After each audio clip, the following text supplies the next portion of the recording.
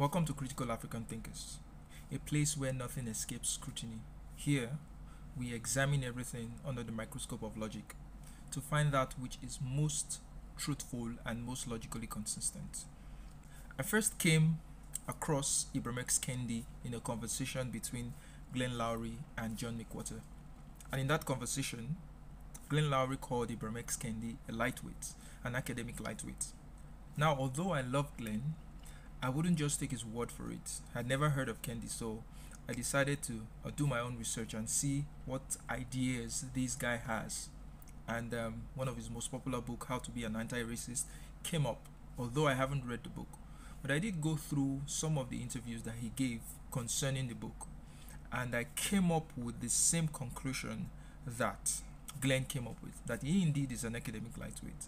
And I'm going to try to prove that with one of these videos that he did. I'm going to react to one of these videos that he did. So in this conversation, he was giving a talk on the book How to Be an Anti-Racist. And the interview is about 54 minutes long, and about the 33-minute mark, it was opened up for questioning. Now, in all of this time, he had not once defined what it meant to be racist. He hadn't defined the term racism. One would think that for a guy who is selling a book called How to Be an Anti-Racist, that the definition of racism would be very central. In fact, that should be the first thing he defines in the book or giving this interview, but he never did. So someone in the audience called him out on that or asked him the question, and his definition of racism is very, very, very, very, very telling. So let's get into it. There's somebody bring your microphone. Thank you. That was excellent. And I'm wondering, I just finished reading Robin DiAngelo's White Fragility, and I think she did like an excellent job of defining racism as like a system of oppression as opposed to like a personal choice. It's like, it's there, you benefit from it, or you don't. That's its purpose. You talked about the importance of defining racism. But unless I missed it, which is possible, I didn't hear your personal definition. Is there one that you would offer us? Like, how do you define racism? Sure. So racism, I would define it as a collection of racist policies that lead to racial inequity that are substantiated by racist ideas.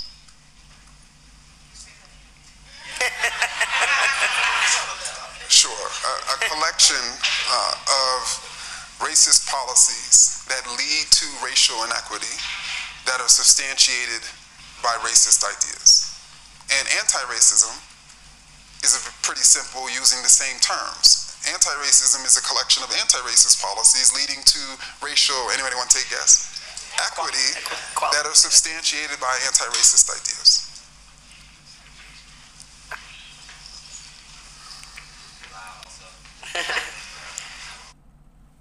And now, see right there what he did in his definition of racism. He basically used the term racist and racism in the definition. And this is classical circular reasoning, because how do you define something with itself? It's just like saying, define bad, and you say bad is when a bad person does bad things. You haven't defined what it meant. You haven't defined the term.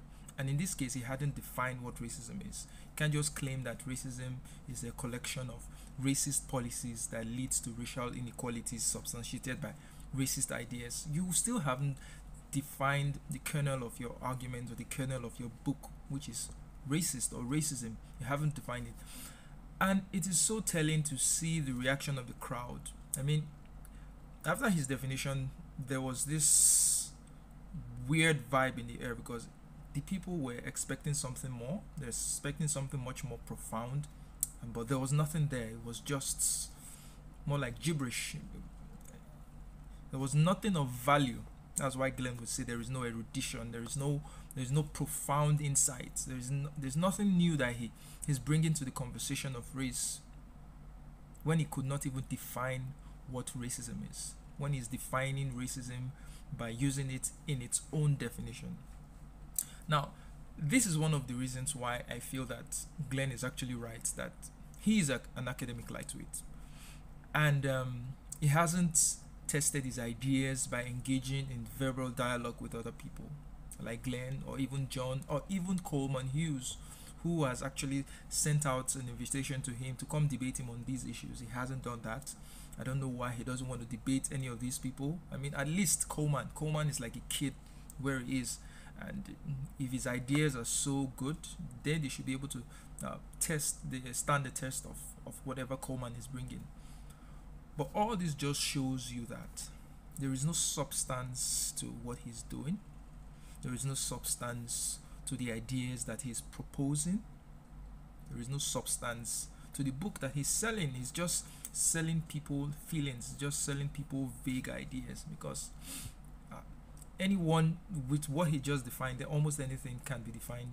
It can fall under that category of racism. Once there is a racial inequality, therefore racism has to account for it. That's not true.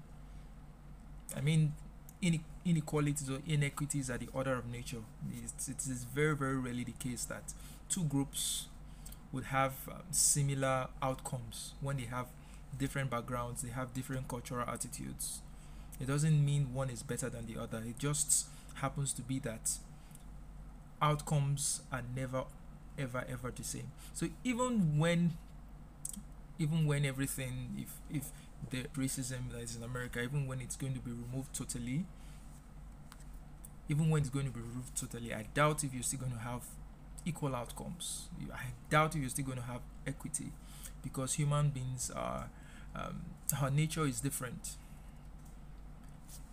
Myself and my brothers, myself and my siblings, we can never get the same outcome out of life, even though we're trained and brought up under the same conditions by the same parents, under the same household. We're exposed to almost the same kind of things. Our outcomes are going to be different. My choices is going to be different from their choices, and there are some things that may happen to them that may not happen to me. Some things may happen to me that may not happen to them. Then also take into account our inherent and unique capabilities and our desire to do things differently. So inequities are the order of nature, and to suggest that once any inequity exists as a result of racial inequality, it's actually the sign of an academic lightweight. It just shows that the person doesn't really understand what they're talking about, because it's not as if the racial disparity in America is just between the blacks and the whites. I'm sure there's also a kind of a racial disparity in terms of income and some other things between Asians and even whites themselves. And I think that the Asians are doing better on certain metrics than the whites. So what accounts for that disparity? The Asians are being favored? Are they like super white? Is there any discrimination in favor of the Asians against white people in America? I'm not saying there is no racism, and I'm not saying that racial racism cannot account for some of this disparity. But if at all it does account, it is minimal at best. So for you to say that it is racism that is responsible for all the racial inequities, it is very, very reductionist. Very, very reductionist, and it is not profound.